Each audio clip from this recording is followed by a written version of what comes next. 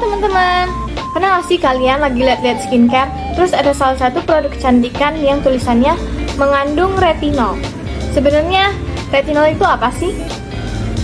Vitamin A memiliki turunan berupa retinoid. Nah, bahan aktif dari retinoid itu salah satunya ada retinol.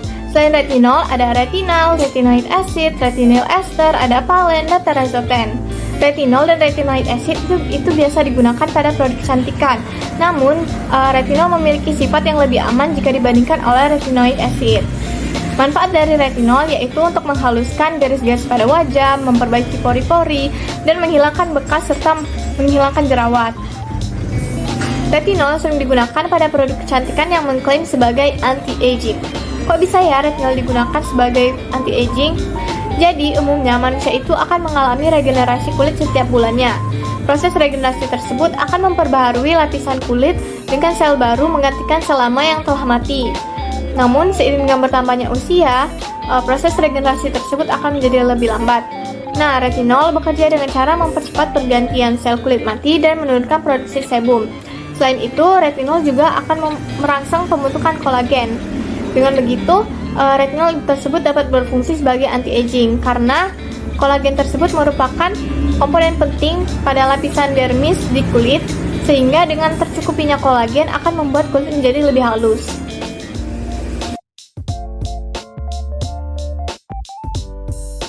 Produk kosmetik retinol yang beredar di pasaran umumnya dalam bentuk serum dan krim. Retinol yang berfungsi sebagai anti-aging biasanya dipadukan dengan bahan aktif lainnya seperti antioksidan, anti jerawat, skin brightening atau pencerah kulit, skin identical ingredient, dan lain sebagainya.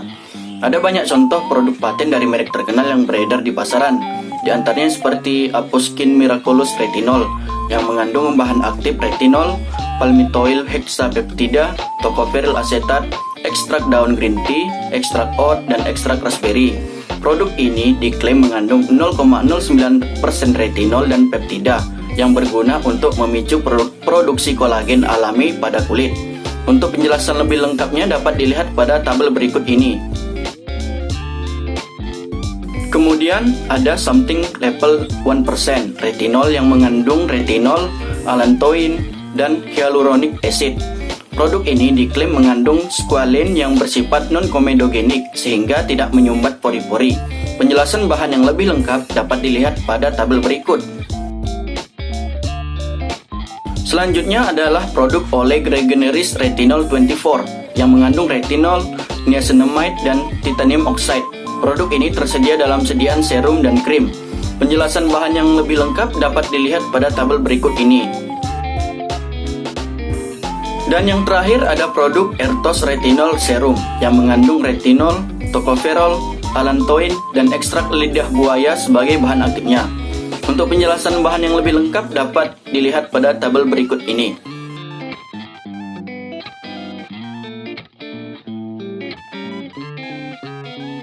Seperti yang telah dibahas sebelumnya, retinol merupakan turunan sintetis dari vitamin A dalam bentuk alkohol yang larut dalam lemak. Menurut strukturnya, molekul vitamin A berisi atom karbon dan hidrogen berikatan dengan gugus hidroksil atau OH, menjadi struktur yang kompleks. Struktur inilah yang menyebabkan vitamin A disebut sebagai retinol.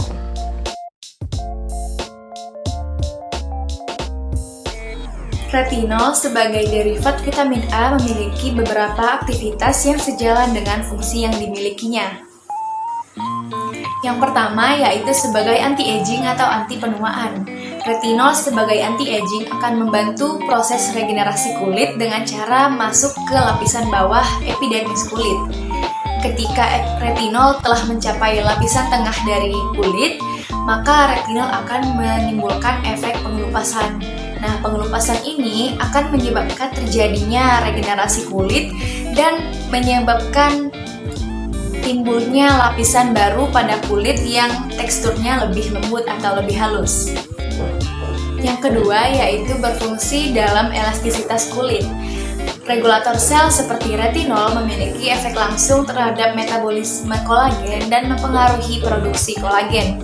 Retinol membantu dalam merangsang peningkatan produksi kolagen. Hal ini dikarenakan semakin meningkatnya produksi kolagen, maka kolagen ini dapat mencegah kekeringan kulit dan juga dapat meningkatkan kekenyalan atau elastisitas pada kulit. Namun, dari aktivitas yang dilakukan oleh retinol, terdapat beberapa efek toksisitas yang dapat ditimbulkan terutama pada kulit yang belum terbiasa dengan penggunaan zat retinol. Biasanya, efek toksik ini berupa efek samping seperti kulit kering, kulit kemerahan, gatal-gatal, hingga peradangan. Biasanya efek samping ini hanya dirasakan pada awal-awal penggunaan retinol. Namun, efek toksik juga bisa timbul jika retinol digunakan bersamaan dengan zat lain seperti asam salisilat atau benzoil peroksida. Nah, jika efek samping ini dirasakan terus-menerus atau semakin parah, maka penggunaan zat retinol harus dihentikan atau harus dikonsultasikan dengan dokter.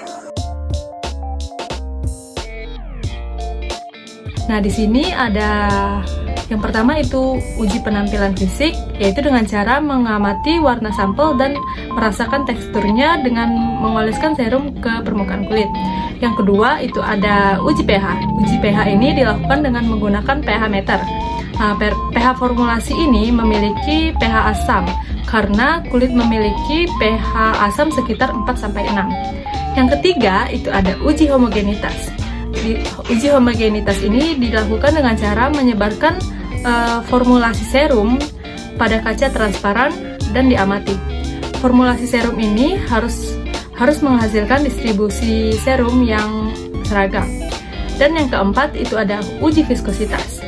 Nah, uji viskositas ini dilakukan dengan cara serum ditempatkan dalam wadah bermulut besar dan spindel di dalamnya dicelupkan selama 5 menit sebelum dilakukan pengukuran. Dan selanjutnya itu ada uji daya sebar. Nah, uji daya sebar ini produk menyebar pada kulit atau area yang terkena dan menunjukkan luas daerah di mana serum diaplikasikan. Dan yang selanjutnya itu ada uji kelembapan kulit. Uji kelembapan kulit ini diukur dengan menggunakan Scalar Moisturize Checker setelah mengoleskan serum kosmetik pada kulit. Dan terakhir itu ada uji stabilitas. Uji stabilitas ini dilakukan secara fisika dan kimia, yaitu dengan sampel disimpan pada kondisi penyimpanan yang suhunya berbeda dan sampel ditarik pada interval bulanan dan dianalisis.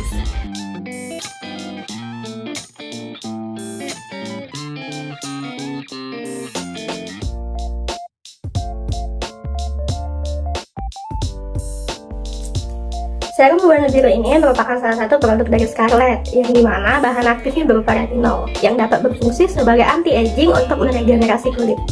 Serum retinol ini berwarna putih dengan tekstur sedikit kental.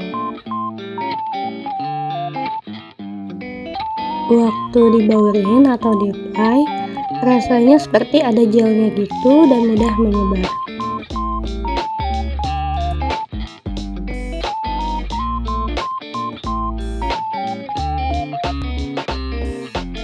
Sewaktu di-apply nggak bikin perih atau cekit-cekit dan panas, kulit tetap kalem aja rasanya, meresapnya lumayan cepat, hasil akhirnya nggak lengket dan sedikit matte.